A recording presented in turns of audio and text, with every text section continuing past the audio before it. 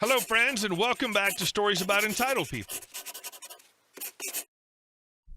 Here's a story about a tanning salon where a simple mistake led to a surprising turn of events. Paychecks were distributed in individual envelopes kept in a drawer, and employees picked them up on payday.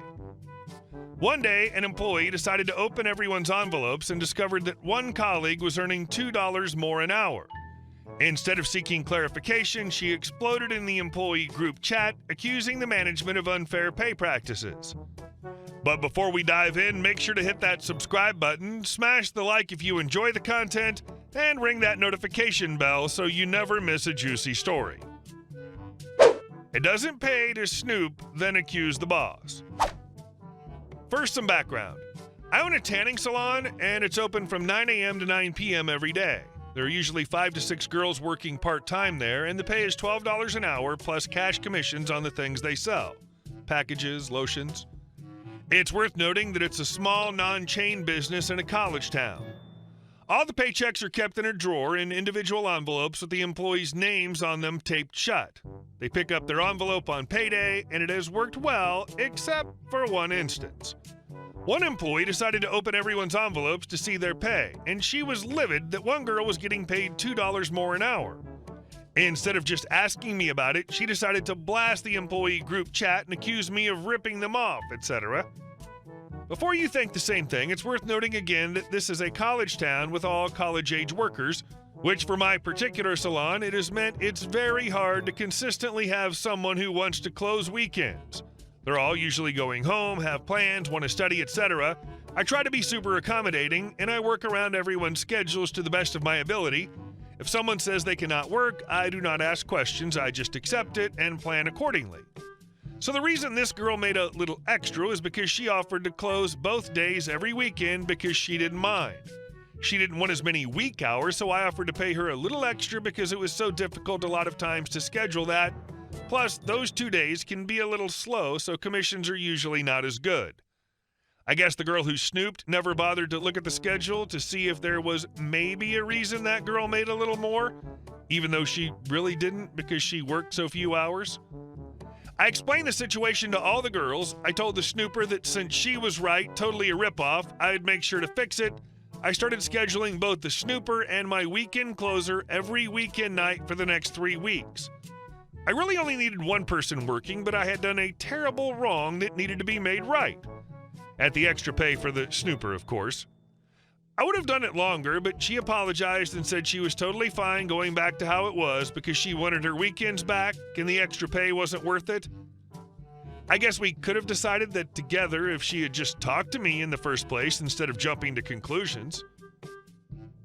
I must say, you're probably a saint, OP, because I would have fired anyone snooping through the paychecks. Don't know that what anyone else makes was her business. And our second story. How much is that baby in the window? I've asked my friend Adam what his scariest moment was during his career as a police officer. I was expecting a murder or something, but he delivered this. One day, Adam, a detective at the time, was heading to the station when he notices a woman standing in front carrying a thick accordion folder. She's looking at the building as if she's trying to work up the courage to go in. Adam walks up and asks her if something's wrong. She says, "I think someone's going to kidnap a baby." It takes Adam a few seconds to regain his composure, and he says, "Come with me, ma'am." They go to his office and get settled in before Adam texts a colleague, Martin, to come over. Once he arrived, Adam asks the woman, Sheila, to tell them everything. Sheila runs her own party entertainer business. She dresses up as characters and goes to parties to entertain children. An hour or so earlier, a lady, Donna, emails her asking to hire her services, offering her over $1,000. Sheila agrees, expecting to be hired for a birthday party or something. She was shocked when the lady asked her to dress up as a social worker, go to a certain address, tell the people there she was part of CPS, take their baby, and go to another address. Sheila, realizing that she was dealing with crazy, printed out the emails, but Donna kept trying to gaslight her, telling her it's a joke and the baby will be fine.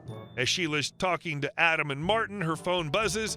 Sheila picks up the phone to put it in silent mode and her face goes white. She somehow got my number. Adam and Martin watch in real time as several more messages come in. At first, it's all polite, asking if she's reconsidered Donna's offer. Then they start getting unhinged, demanding that she go through with it. The last message, in capital letters, sent chills up Adam's spine. Do it, or I'll report you as a rapist. Sheila is understandably freaking out. While Adam calms her down, Martin takes several screenshots of the text messages and sends them to his phone number as evidence, making sure to write down the number. He asks Sheila if she had the emails, and she presented him with the accordion file. Adam and Martin reassure her that she did the right thing and gives her their numbers to contact them. They also tell her to keep collecting the emails and texts as they come in and assign officers to watch Sheila's apartment. Sheila gives them the address that she's supposed to perform this prank at. After following Sheila home and making sure an officer is there, Adam and Martin go to the address. A woman answers the door and is a bit alarmed to see them there. After reassuring her that she was fine, they ask her if someone might have a grudge against her and her family. The woman, Esperanza, thinks for a minute and then a look of shocked horror crossed her face. It can't be. How did she find us? Martin asks her who it was, and she said, my mother-in-law, Donna. Esperanza and her husband, Joseph, met at the university where they were both students and fell in love. Donna was not happy that her son was dating a Mexican and proceeded to use her wealth and connections to break up the relationship and/or ruin Esperanza's life. She managed to get Esperanza fired from at least 2 jobs, tried to report her to ICE, despite Esperanza being a natural-born U.S. citizen, and spread nasty rumors about Esperanza on social media, among other things. Joseph put his foot down and told Donna that he would cut off all contact with her if she didn't stop, so she stopped, and for a while, things were fine. Joseph and Esperanza got engaged. On the wedding day, Donna showed up to the ceremony in her wedding dress. When she refused to change clothes or leave, police were called to escort her out. As she was leaving, Donna looked at Esperanza and said, "You've taken my baby, I'll take yours." Esperanza and Joseph were so scared that they decided to make an escape plan. When a job offer appeared in Joseph's field across the state, he accepted and they fled in the middle of the night. They had to live in their car until they found a place to stay. They had to get new numbers, delete their social media, everything. Only a handful of people knew where they lived and their new numbers, and all had refused to tell Donna anything. Somehow, some way, she had found them. Adam told me that he was sickened as Esperanza showed them screenshots of the harassing messages from Facebook. The thought of someone wanting to take a child from anyone out of pure spite was enough to make his stomach twist into a knot. Once Esperanza finished, Adam and Martin knew this was a dangerous situation. After waiting for an officer to arrive to watch out for trouble, Adam and Martin compiled the evidence they had gathered and were able to get a warrant for Donna's arrest. They went to the address Donna had given in the emails with backup. It was a hotel, and Donna was surprised to see them there. Inside her hotel room were several suitcases with plenty of baby clothing and supplies, along with passports and tickets for a non-stop extradition country. Also present was the laptop/phone that she had used to send the emails and texts to Sheila, and a loaded pistol.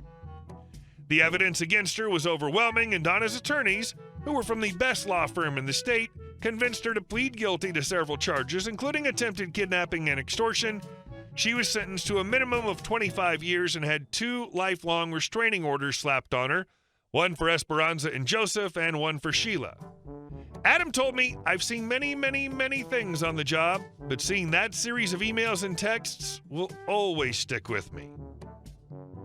This is Lifetime movie crap. So many unhinged people in the world. So glad Adam and partner helped them escape the crazy woman.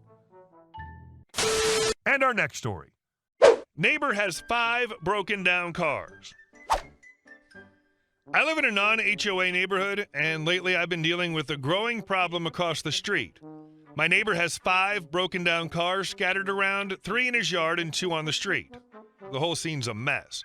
Oil stains are all over the place, and car parts are strewn about. The cars have been there for nearly a year, always in the same sad state.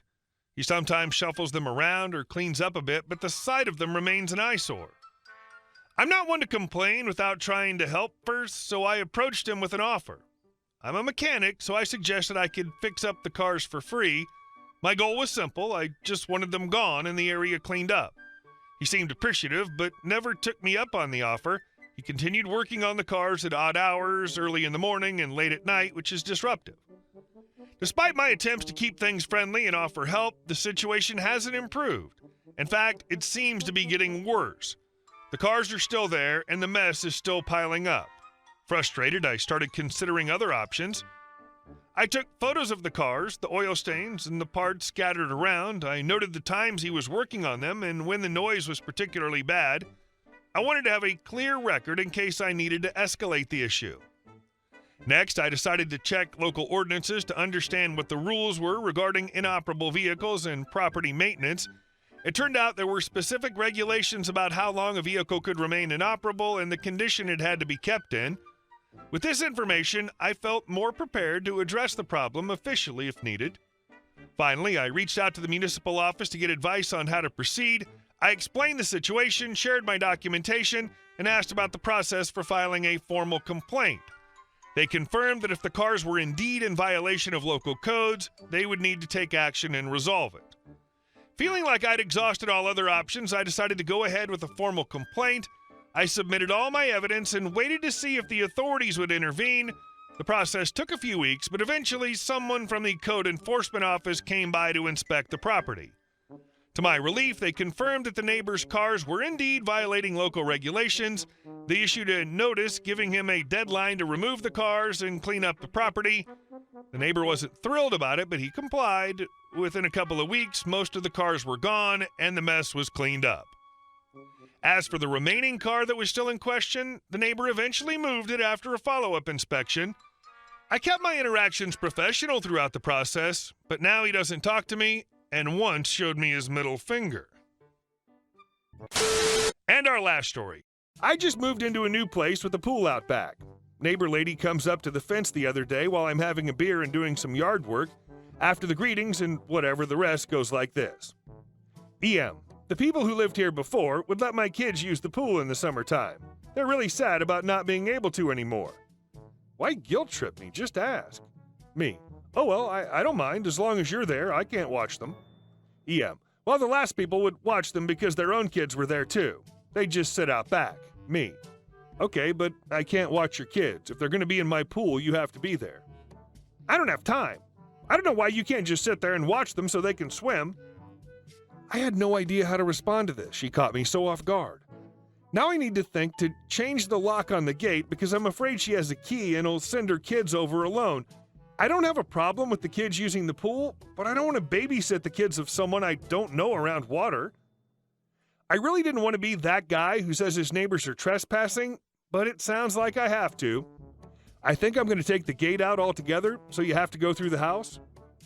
That's probably why the last people moved. They were sick of watching their neighbors' kids.